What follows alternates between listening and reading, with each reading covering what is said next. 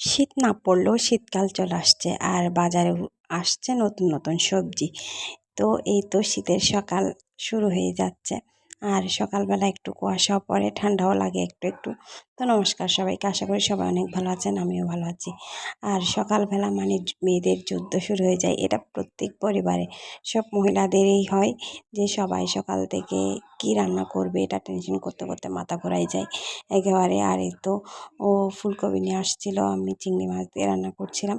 ফুলকপি আর চিংড়ি মাছ আমার খুবই পছন্দের, আর চিংড়িতে অ্যালার্জি থাকা সত্ত্বেও চিংড়ি মাছ খেতে খুব ভালো লাগে, তাই আর কি। আর ফুলকপি আমার অনেক পছন্দের শীতকালীন একটা সবজি। তো কে কে পছন্দ করেন ফুলকপি আমাকে একটু কমেন্টে জানাবেন। আর এই তো প্রায় রান্নাটা হয়ে আসছিল।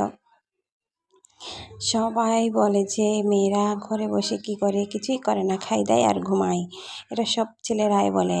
তো কাকে কাকে কার হাজব্যান্ড বলে একটু কমেন্টে জানাবেন।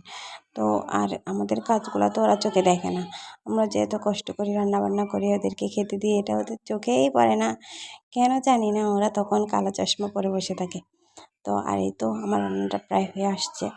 তো ওই দিন আমি চিংড়ি মাছ দিয়ে ফুলকপি রান্না করছিলাম, আর হচ্ছে কি লাল শাক রান্না করছিলাম, কারণ ওই দিন ও একটু শাক খেতে খুব পছন্দ করে, আমিও সেম। আর লাল শাক আমাদের খুব প্রিয়, আর একটু বেশি রসুন দিয়ে ভাজি করলেও বেশি পছন্দ করে।